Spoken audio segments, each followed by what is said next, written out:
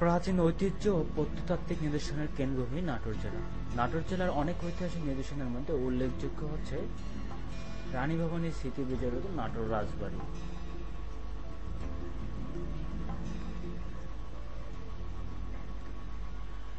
ঐতিহাসিকদের মতে অষ্টাদশ শতকের শুরুতে নাটোরের রাজবংশের উৎপত্তি হয়।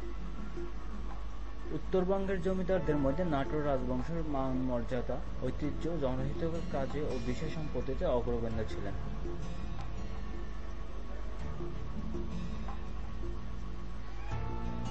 ঐতিহাসিকদের মতে 1706 খ্রিস্টাব্দে পরগনা খান বাড়ির বিখ্যাত জমিদার গণেশ রাম রায় ও ভবানী চরণ চৌধুরী রাজস্ব প্রদানে ব্যর্থ হলে জমিদারচ্যুত হন।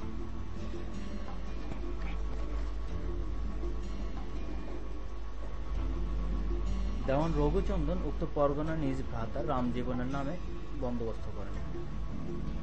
এভাবেই নাটোরের রাজবংশের পত্তন হয়।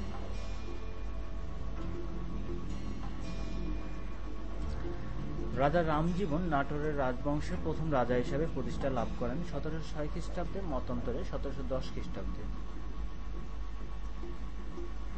তিনি 1734 খ্রিস্টাব্দ পর্যন্ত রাজত্ব করেন এবং ওই বছরে মৃত্যুবরণ করেন।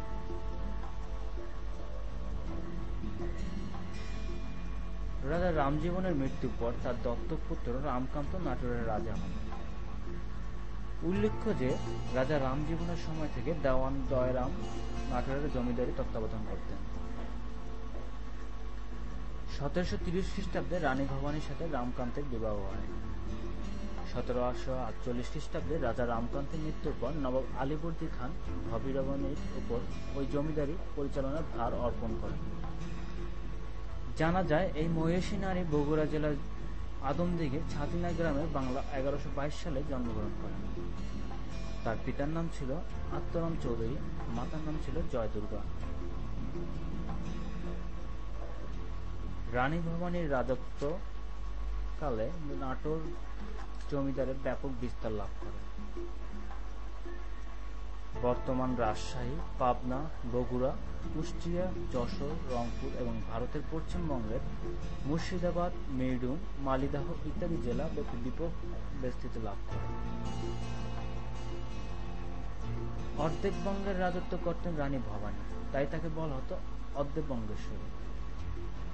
1802 সালে রানী ভবানীর মৃত্যুর পর তার দত্তক পুত্র রাধকৃষ্ণ দায়িত্বভার গ্রহণ করেন। বাংলা 1206 সালে তার মৃত্যুর পর রাজা বিশ্বনাথ ও রাজা শিবনাথ এই দুই ভাইয়ের মধ্যে জমিদারি বিভাগ বন্টন করা হয়। রাজা বিশ্বনাথ বড় তরফ এবং রাজা শিবনাথ ছোট তরফ হিসেবে পরিচিত লাভ করেন। রাজা বিশ্বনাথের বংশ পরম্পরা হিসাবে যথাক্রমে রাজা গোবিন্দ্রনাথ, মহারাজা জগদীন্দ্রনাথ ও কুমার জগন্দ্রনাথ বড় তরফের জমিদারি দেখভাল করতেন। অন্যদিকে রাজা শিবনাথের বংশ পরম্পরা হিসাবে রাজা আনন্দনাথ, চন্দ্রনাথ, যোগেন্দ্রনাথ রায়, জিতেন্দ্রনাথ ও কুমার বীরেন্দ্রনাথ ছোট তরফের জমিদারি পরিচালনা করেন। তবে রানী ভবানীর পরবর্তী বংশধরদের মধ্যে মহারাজা যোগেন্দ্রনাথ সর্বাপেক্ষা সমাজসেবী ও জনদরদী জমিদার হিসেবে পরিচিতি লাভ করেন।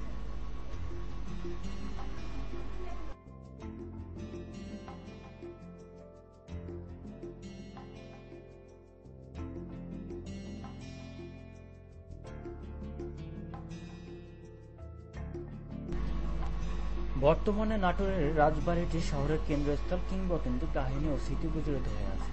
এলাকাটির মোট আয়তন প্রায় 120 একর। তৎকালীন সময়ে নিরাপত্তার জন্য খননকৃত 2টি স্তরে পানিবেষ্টিত গভীর লেক রয়েছে।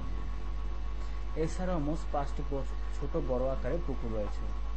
রাজবাড়ির পুরো এলাকা 2টি অংশে বিভক্ত, একটি ছোট তরফ এবং অন্যটি বড় তরফ। জমিদার আমলে ছোট বড় প্রায় 7-8টি ভবন এখানে রয়েছে। বৃহৎ কয়েকটি ভবন সম্প্রতি সংস্কার ও মেরামত করা হয়েছে। রাজবাড়ির অভ্যন্তরে 3টি মন্দির রয়েছে।